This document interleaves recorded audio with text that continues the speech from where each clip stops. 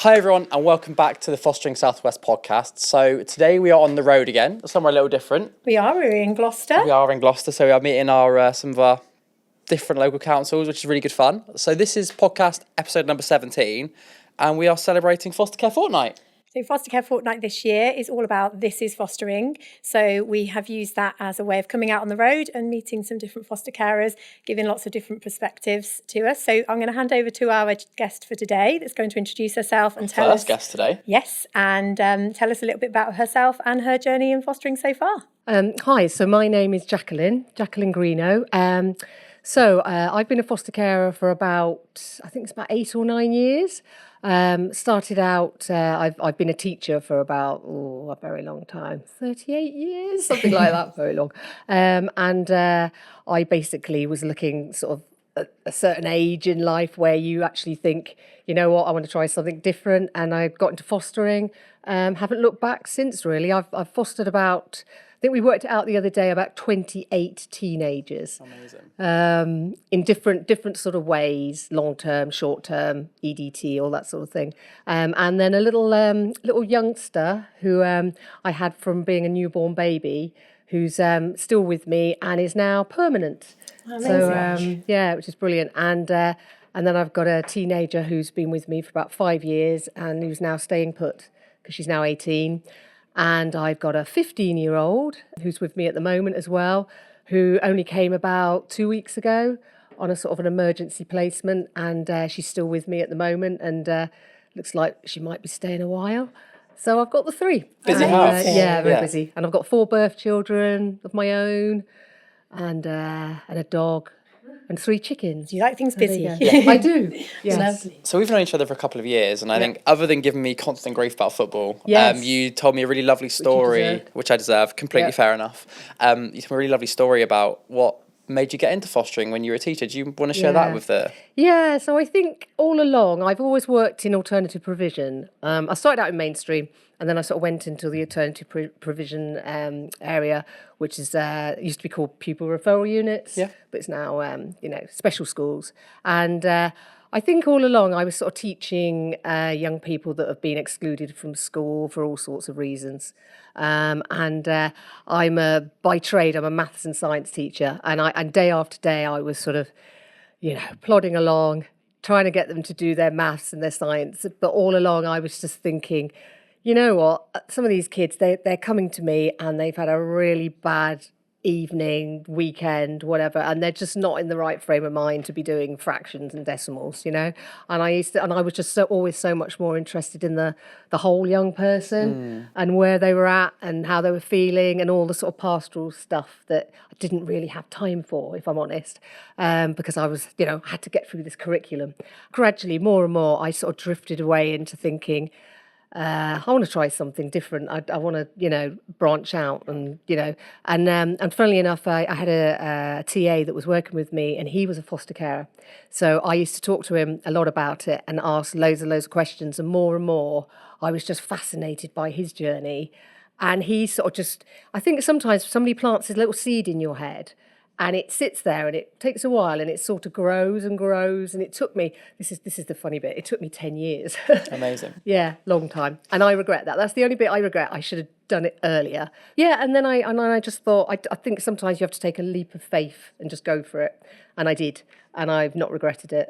Amazing. So, and I know that you do still do some teaching. I do, yeah. How do you find that alongside foster caring? Great, I love it. I think it's great because it gives me the best of both worlds. I've got the whole fostering journey and the fostering family and all that and meeting lots of professionals and I just love that. It's great. And then I've still got my little bit of teaching where I can go in and it gives me a little bit of some mental stimulation or whatever. And to go back into a workplace is quite nice.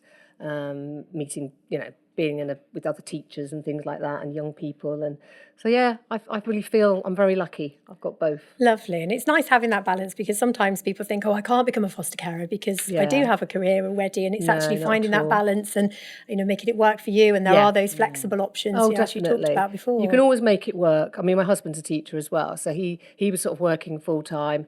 I was doing part time, just a couple of mornings a week. He's now retired to help me look after the young one.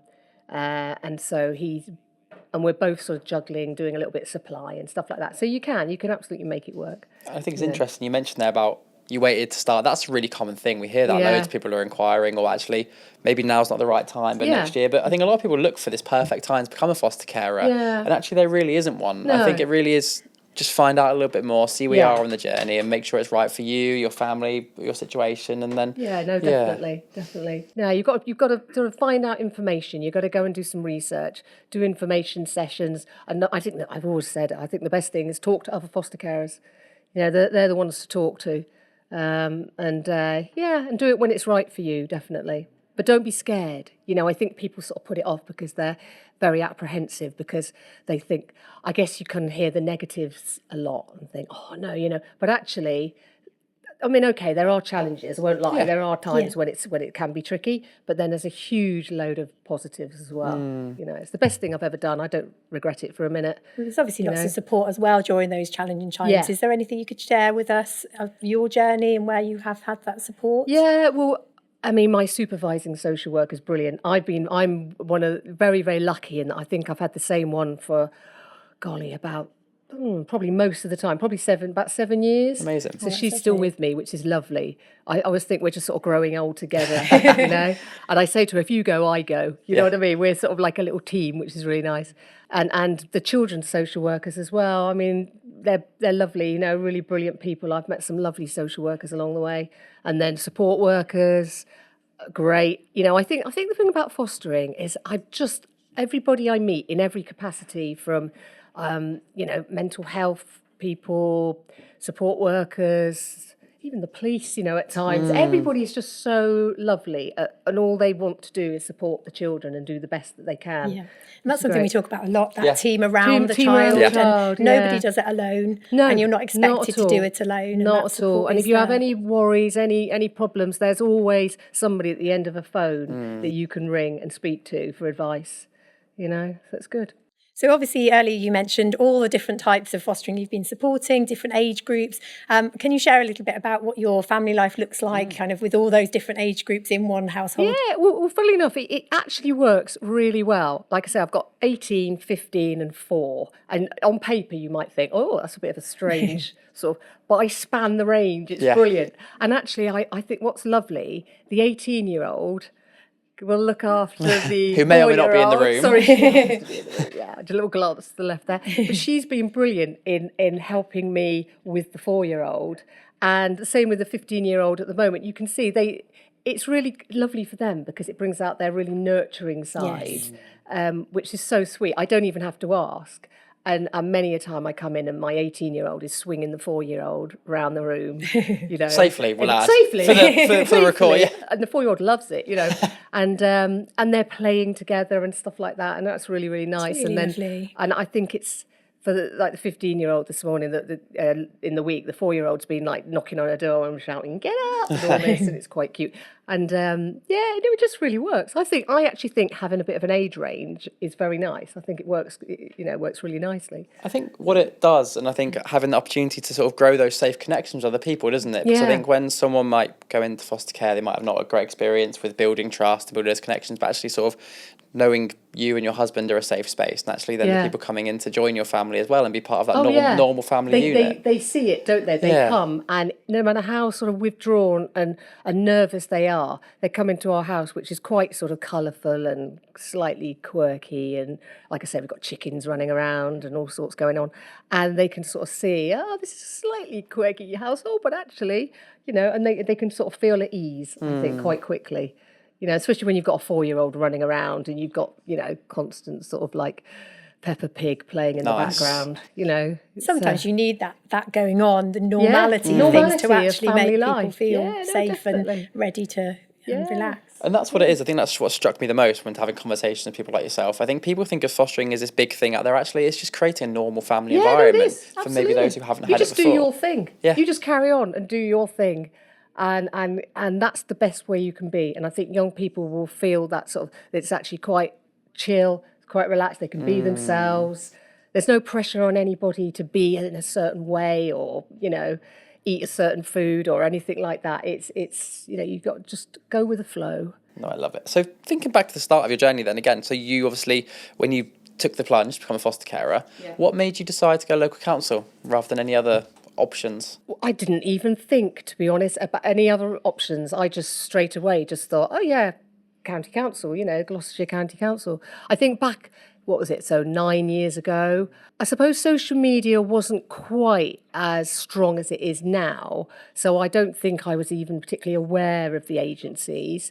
And it was just natural for me to go online, Google, how do I become a foster carer? Gloucestershire County Council comes up. And I've not looked back. And I would always do that because I think it's local. You've got children that live in your county. All your support is in county. So I know I can go to probably about 8 different support groups that are just literally sort of down the road. I can choose any day of the week which support group I want to go to. And I know it's only sort of like, a couple of miles away. And all the foster carers that I then meet, we're all local. So we can all sort of like bond a bit with each other, and you've got this whole sort of fostering family on your doorstep, which is the thing. I would never particularly want to be having to drive miles to go and do training and support groups and things like that. And like I say, you're supporting the children in your county, and the children then go to local schools as well. It has a knock-on effect, doesn't it? That the kids don't have to then move to a place that's away from their birth families and go to different schools and stuff like that. It just makes sense to me that you would stick local. Yeah, and we obviously talked previously about that support network and extended family, and yourself being part of the Mockingbirds that we've talked about previously, and getting to know those children as well. So it is that relationship's beyond just your own household. Oh yeah, no, definitely. And it's super important if in this time of change and upheaval, actually by being able to keep children local, you're able to stop some of that change. If they can still go to their school or still see their friends or some of their family where appropriate, having that in place by keeping them in an area they know and are familiar with, definitely. Rather than being moved out of county to somewhere entirely different than the rest of the country, it just removes some of that impact. Oh yeah, absolutely. I mean, I can't think of anything worse for a young person to not only be moving their home, but then losing their whole sort of grounding of their school, their friends, possibly birth family, relatives, environment. For some kids, they don't want to be sort of suddenly going off somewhere else where they have no idea how to get the bus into, It's like the young girl I've got at the moment, and she loves the fact that we're just out of Gloucester. She knows straight away, oh yeah, I can get that bus, I can zoom into Gloucester, I can see my sister. It just, it's that familiarity again, isn't it? And doing whatever you can to keep that young person feeling safe and used to those routines. And you think how hard a move can be for a child with their birth parents, for example, actually add on to the next step that you're moving to a family you don't know or haven't got that connection with. It really just at the age of whatever, 12 or 15 or something. Gosh, yeah. So we talked a little bit earlier about the young lady you've got with you at the minute that's just turned 4, so she's going through that school transition. Can you tell us a little bit about how that's been for you as a foster carer? Well, interesting. So I'm if I'm honest, when I sort of, fostered her from birth, basically, she was a newborn and I brought her out of hospital, I didn't see my life going in this direction. It's been an interesting pathway. She initially was up for adoption, but unfortunately that just didn't work out. So we're now permanently fostering her. We're going through permanence at the moment. So she's with us till she's 18. And onwards. Or 25. Yeah, I was going to say, beyond. Well, and assuming I live that long, that's all I was thinking. You're not allowed not to, thank you very much. Who's going to give me grief all the time? Well, I know. Yeah. You are an Arsenal supporter, so you deserve it. But no, it has been the best thing ever. It's kept us young. I think me and my husband, we're sort of, no spring chickens. And it's just been lovely having this lovely little 4-year-old in the house, and I'm going through all the, watching Frozen 5 times a day and Peppa Pig and all this stuff, and her dressing up. And no, it's been absolutely lovely. And supporting her in school. She's going to start mainstream school in September. And she has some additional needs as well, it's been lovely to watch her grow and develop and be her advocate as well. I think it's, brings out the best in you. It really does. Oh, that's lovely to hear. Well, how have you found it, I guess, if you're so more used to teenagers, like you say, then all of a sudden it's a complete 360? Yeah, good point. It's different. It's very different. It's a very different skill set. I would say I love teenagers. I really do. I've got to say that she's in the room. And Little ones as well, great fun, great energy. You're constantly on it. I think the difference with teenagers, you get a bit more of a break because they like to sort of be in their rooms a bit more, if I'm honest, and things like that. So you do get that downtime a lot more with teenagers. They bring a whole different set of challenges, which are very, you can't really compare them. Yeah. Whereas the 4-year-old, it's constant energy, constant running around the garden, chasing her and, going on trampolines and stuff like that. And yeah. And we do actually get that quite often. People that come in interested in foster care think, actually, I would like to foster a teen, not having thought about the younger children. And it's very much something that evolves with you. And, like you just said, started supporting that baby and actually didn't see beyond that. But it's evolved again. Absolutely. And now staying 5 years down the term. line, I did not expect to be, having a 4-year-old permanently living with me. At the age of 58, if I'm honest. But I love it. It's been brilliant. Like I say, it keeps us young. We've just been on holiday to Woolacombe for a week with her, and it was brilliant, going to the little kids' disco and stuff like that, and making sandcastles on the beach, and it was lovely, really sweet. And so finally, if we could just ask you if you could suggest any advice you would give to anybody that's potentially interested in becoming a foster carer. I think, like I've already touched on, I would just say do your research, speak to people, always speak to. I think foster carers are your best source of information, and because there's the experience that they've got. If you've got any worries, any anxieties, or even just. You just want to ask a few practical questions, about can I still work? Can I still, I don't know, can I have a dog? There's no silly questions. There's no silly question. No, exactly. And just speak to other foster carers and do your research, go online. There's these days, there's so much good stuff out there. You can go to information sessions that are online. You can go to talks. You can just listen to this podcast. I mean, that's going to inform you, isn't it? Hopefully, yeah, brilliant. And just do your research and find out as much information as you can. And don't be worried. That's the thing, because like I say, I've not regretted it for a second. I can honestly say it's been the best thing I ever did. I think being a teacher was great, and I can look back and think, I was a teacher for 38 years. Cool. But, when I sort of look back on my life, I can actually say, I think that's the thing I'm the most proud of, is being a foster carer. Yeah, I'm definitely most proud of that. Amazing. Those sort of 28 teenagers and the little one. Oh, well, thank you so much for sharing your story with us. Yeah, it's been so lovely to see you again and catch up. It's it's we'll definitely have you back. We need to get like badges for people who come on a second time, I think, to hear how it's going. Like a reward card. Yeah, we can do that. A little sort of like a star chart. Yeah, brilliant. Well, you're the teacher, so you can help me make something. So I think that's perfect. Yeah, and I get a prize at the end of it. Brilliant. Free cup of tea. We can do that, I'm sure. Thank you so much for joining us, Jacqueline. It's been so lovely to hear your story. I know that we're not quite at the end, though, because we do have another guest joining us. Yeah. And welcome back. So we have gained an extra member of the podcast crew. I'm going to go crew. Why not for today? Yeah. Guests. So Leigh, hello. Well, thanks for joining us. Hi. Would you like to introduce yourself? I'm Leigh. I'm Leigh. Nice to meet you, Leigh. Nice to meet you. Sorry, I'm Jackie's foster child. Amazing. I've been 4 or 5 years, somewhere around there. But yeah, I've been there for a long time. Amazing. And she's staying. So you're obviously an adult now. You've become beyond 18, and it's something we actually often get asked when people are thinking about foster caring, that they want to support young people, and what happens when you're 18. So can you share a little bit more with your situation, what that's looked like for you? Yeah, so I mean, I don't think it was ever a question for us as a family that once Leigh turned 18 that she'd be going, unless she wanted to, of course. No, obviously, clearly not. Not from the cooking, though, you were just saying. So. Oh yeah, don't mention my cooking. I'm great. And it was just never a question. I never even thought about it. I didn't think about it twice. I thought if she wants to stay, she can stay for as long as she likes, You said that to me as well, like 2 years before turning 18, like when I was like 15, 16, you said to me like many times if I wanted to stay after 18 that I can. Yeah. And so I always knew that was an option. So like the second it was like what I wanted to do, I was like, no, I'm staying put. Yeah. She's one of the family. Yeah. I never even thought about it, to be honest. I mean, you're just one of the family, aren't you? I've just been there for so long, it's just kind of like, it's just normal. It'd be weird to leave now. Yeah. And I think that's really important because I think people kind of think 18 adult, but 21st century, you don't move out. A lot of people don't. I'm 31 and trying to buy a house. It's a nightmare.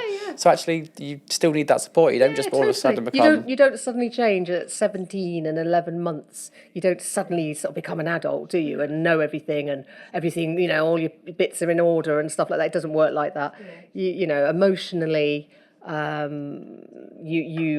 always knew that you still needed a little bit of support, didn't you? Yeah, a bit of guidance. I wasn't prepared for the adult world to be by myself at all. I feel like I've gotten better though. I feel like my organisation skills, like that's I think the main thing we had to work on was like organisation with money, with buses. Yeah.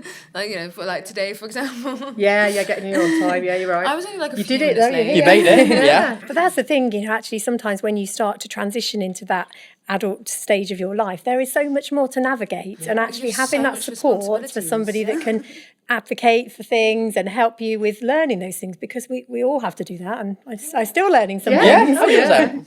There's so much responsibilities when you, like, I turn 18, like I'm looking for a job, and like it's just like, oh, I don't want to go back. I want to go back to school. Maybe it wasn't that bad.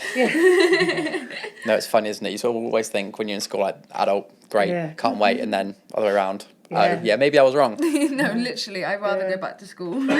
So naturally, your relationship has evolved as you've grown. Can you talk a little bit about what that looks like now? Yeah, I think for me personally, the biggest thing was letting go, if you like. Just thinking actually she is now an adult, and just sort of letting her kind of like make her own mistakes and stuff like that, and not being there as a sort of, I think as a foster parent, you're kind of very aware that you've got to help them with everything and be there for this and that and take them to all these appointments and be very, very careful, and that you've done everything right along the way. And I just think now it's been a lesson for me to actually to sort of step back a little bit mentally and think, no, she's got to fly the nest a little bit, and she's got to make her own mistakes, because that's how she's going to learn. And she, you know, got to go to the doctors on her own and do this and that, and and step back a little bit. It was quite hard, but we're getting there, aren't we? Yeah, no, it's quite weird turning 18. I feel like our relationship has only really just got better, really, to be fair. I feel like now that I have more freedom, because this is the thing, like there was so many things that I wanted to do that Jackie wanted, like, was okay with me doing, or like there was conditions and stuff like that. But with being a foster kid, there's a lot of rules in place and stuff you can't do. And like I feel like social services, I feel like trusted you a lot with me when it came to your judgment, because like they thought that you knew me better because of our relationship. And now that they're kind of off our backs, well, not off our backs, but like I can go to friends' houses without needing a police check now. You could do sleepovers. Yes, and I didn't have to be like, oh, we're gonna have to search up every single last thing about you. And so like now I feel like it's nicer. I feel like I'm not in a box. Like all I've got to do is let Jackie know we're really good with communication, and I feel like it's just gotten easier now that I have that freedom to do what I want without having to need someone's permission all the time. Do you know what I mean? Yeah. But I think it's also important that you're also there in the background, supporting where you can. And I'm always there sort of emotionally and physically, sort of being there for the little things. I think we had a struggle with various things, like trying to get her a provisional driving licence and national insurance numbers. Went somewhere, I don't know where, but that took a lot of effort to try and get that. And it was all those logistical things, the practical things that's been quite tricky to get for you once you turned 18, wasn't it? It's been a nightmare. Bank accounts and I don't know, there's just, And like trying to get IDs. And it was the hardest thing. It felt like I felt bad. I felt like I was nagging social services so much. I was like, what's happening? Yeah. It was a nightmare, and then but I've got them all now. So we're getting there. We're succeeding, aren't we? And you're on the sort of job hunting thing now, aren't you? And I'm looking at jobs. I've got a CV. CV, try it. So I'm on the right path. It's just kind of like. Oh, yeah, I don't know. It's a bit weird now. Now I'm actually about to get a job. I'm like, oh, I want to be a foster kid again. Obviously, that you must be so proud, Jacqueline, in terms of that impact that you've had, but also Leigh. I think how well. No, definitely. The proudest moment for me was when she graduated from college.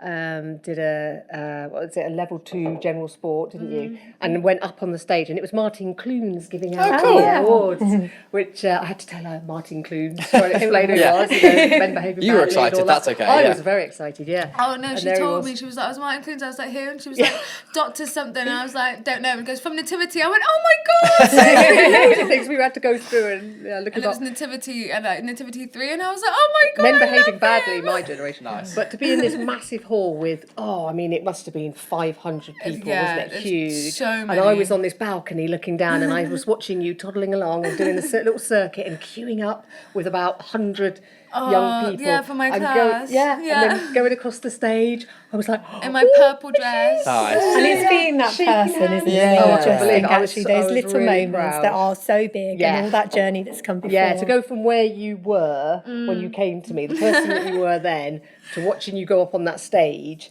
and shake hands with Martin Clunes and come back down again. It was lovely, wasn't it? It was I brilliant. ended college, I think, with like a B or a B plus, I think it was. Amazing. And it was really, it's the start of college. Like, it was such like a good progression, because I wanted to go to Hartbury, but I didn't think I felt like I had like the guts to. So Jackie like really pushed for me, and I managed to get an interview.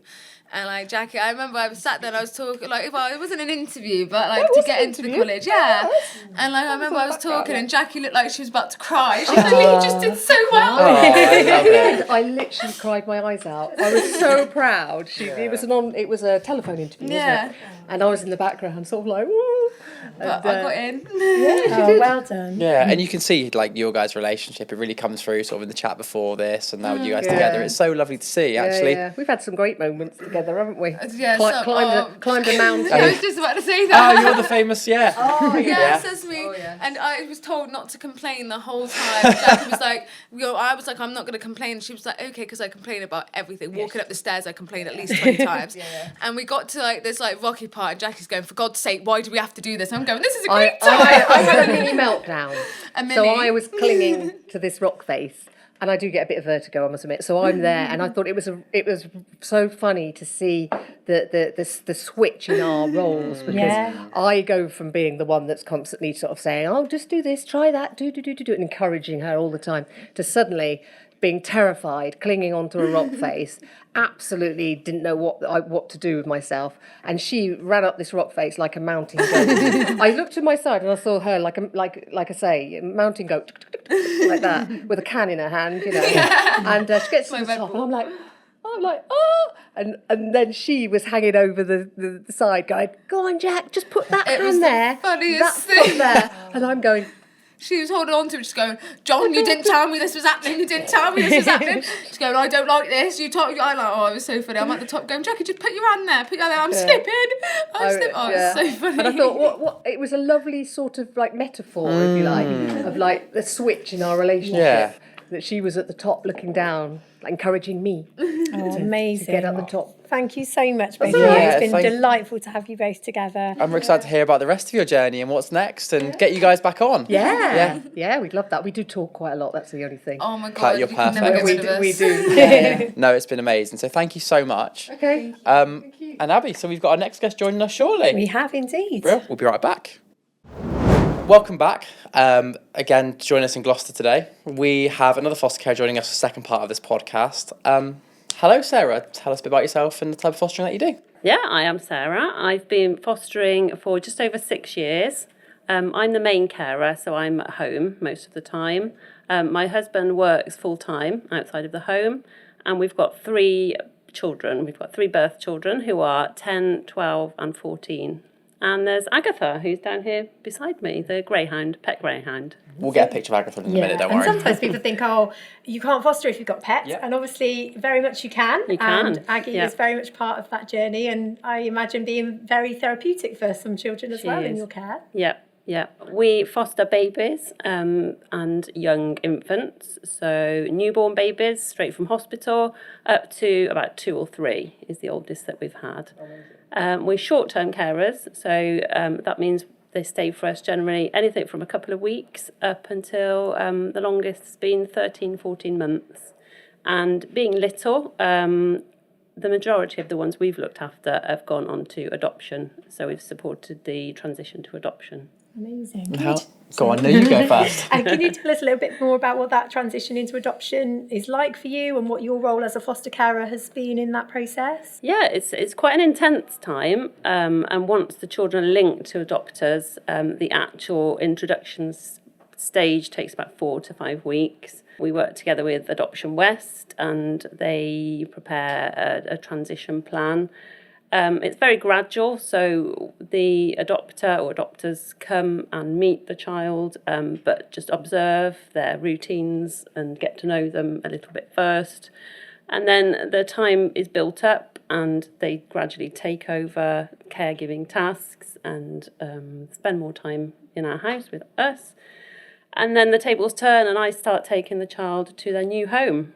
And then we build up over the weeks and then the child moves to their new home. And how do you find that? We talk a lot with people interested in becoming foster carers. They say that actually it'd be the saying goodbye thing would be really hard. How is that something you found? It is really hard. And if I had £1 for everyone who said, I couldn't do it, I don't know how you do it, then I would be rich. It is hard. We try and stay busy when the child leaves. For example, our last child, he left in February and we went for a long weekend to Holland. Schools were really good and gave the children a few days off. We went to Holland, kept busy. And over Easter, we've done things that we can't do when we've got a little baby in tow, like go to the cinema, go out in the evening, lots of swimming. But it is hard and you have to grieve. You have to just grieve for that child. And we have a break because we don't want to put our grief onto the next child. Yeah. Our children are really good at it. They're really, really resilient and their resilience has just built up over the years. And we've kept in touch with all of the children. We've got really lovely bonds with them and we see them quite often. Well, it's lovely that you've still got that network and you can check in and hear about how they're doing and things. Lovely. So obviously you've mentioned about having your own birth children and involving them in the process as well. And it's obviously really important that you are fostering as a family. In terms of the support available for them, can you tell us a little bit more about that? Yes, there's a group run by the Gloucestershire County Council called K4K, which stands for Kids for Kids. And they run activities during the school holidays where the children it's a bit of a treat for them and they can just go away and I drop them off so they don't even have us around. And they do things like bowling, they've done laser tag, I'm trying to think of other things, paddle boarding, just different activities that we might not be able to do if we've got a younger child with us. I think that's really nice as well because they get to build relationships with other birth children and foster families who are in similar situations, which maybe they can't talk to their friends about what it's like being like a birth child of a foster parent and stuff like that, I guess. Yeah. And in terms of involving them, and you mentioned they've got this resilience, is there anything you do particularly to support them in terms of helping them say goodbye to those babies and understanding, the process and why those things are happening? I think it's important to foster as a family and we're all part of it. We'd never accept a child without checking that they're okay with it. They were quite young when we started. They were only 4, 6 and 8. And I just find it amazing how quickly they learned all about the process and how it changed them. My youngest daughter was 4 and you're never quite sure if she understood what it was all about. But within months she'd have friends over and they'd be playing with something like Barbies or Playmobil and she'd be saying, oh, let's pretend this is the social worker and these the doctors, and her friends would just look at her and say, like, what are you talking about? But it's been really, really good for them and they've got lovely friendships with the children we've looked after. And I think that's really nice for the children as well who you've looked after because it gives them like a bigger family unit and actually gives them the opportunity to start building bonds with more people and building that trust with someone else in a safe environment. Yeah. Similar to the way like you talk about with introducing them to adopters and stuff like that, if they're doing it sort of through you and with you in their safe environment, safe space, being able to trust you and have that relationship, it helps build recognize other people that way, I guess, as well. Yeah, and they play a really important part during the transition process because sometimes the children don't necessarily want to go. They need a bit of encouragement to go out with new mum and dad away from us, but we might send one of our children along and they just sort of keep them company and they've got that familiarity. That's really lovely. So they do play an important part. And now we find that the children, when we meet up with the past children, it's our children that they want to see. Like, we were mum and dad and we were the caregivers, but we've sort of been replaced with mum and dad or mum or whatever, whereas they've got these big foster siblings that will always be special to them and always be big brothers and sisters. Oh, that's really lovely to hear. And we hear a lot about that in terms of those relationships, and just it's that big extended family that you're able to be part of and nurture, and more keep coming, and then it keeps growing. Yeah, definitely. And we've kept in touch with a few that we've put in touch with each other because they've been adopted in sort of the same area. And just this afternoon I had a message from one, and they've met up, and there's a picture of them holding hands, and they've had the same journey. So as they grow up, they've got each other to realise that's where we did the same. We went to that family and lived there for a little bit, and then were adopted, moved to a new family, and so it's like one big network. That's lovely. Yeah. And we obviously mentioned Aggie earlier on. Yeah. Fostering with a pet, what's that been like? Is there anything that you needed to do differently because of having a dog in the home as well as babies coming through? Aggie, actually, we picked her up, we adopted her on the day that our first foster children left. Oh, wow. As a bit of a distraction, because we didn't have a clue what it was going to be like to say goodbye to children. We'd planned to get another dog to join our previous dog, and she just settled in straight away. Greyhounds are renowned for being placid and good with children, and I think they're one of the very few breeds that you can rehome with children in the house. Okay. And she just goes along with it. The last little boy we had, he was 16 months, and he just loved to climb into bed with her, which we didn't encourage. We've got stair gates all around the house, so we can partition her off and leave her in a certain part. But he did like to climb in bed with her, supervised, and just cuddle up to her. And there is that pet assessment involved in the application process for any new foster carer, and it would just be very much looking at that kind of matching process, making sure that there's no allergies and things like that in a household where there are pets. But it can be really rewarding for children to have that kind of therapeutic, it's quite calming, pets and that kind of stroking and looking after sense of responsibilities as well, I guess. Yeah, and they never leave our house with a fear of dogs because she's so big that they can sit underneath her. That's so nice. Amazing. So if you were to give any piece of advice to a new foster carer that's potentially thinking about it at the very beginning of the process, what might that be? I'd just say go for it. It's a really rewarding thing to do. Don't let the assessment process put you off. It can be long. It can feel like they want to know everything about you, but it is worthwhile. Just know your limits and know what you want, what you can take on when you first take a child on. I think that's important because people don't realise they can say no. Like, that matching process is so important, especially for new foster carers. If you have an idea of what suits your family and suits your circumstance, actually, especially early on, when you're sort of growing into that role and that sort of position, giving yourself a chance to be able to be successful in that way, I think it just helps, doesn't it? Yeah, and always keeping your birth children there as priority as well. In the early stages, and knowing what they can accept and how they will get on as well. Amazing. Well, it's been so lovely to meet you. I know you guys have met before, so it's nice to finally join in and sort of hear all the things and meet Aggie, the superstar.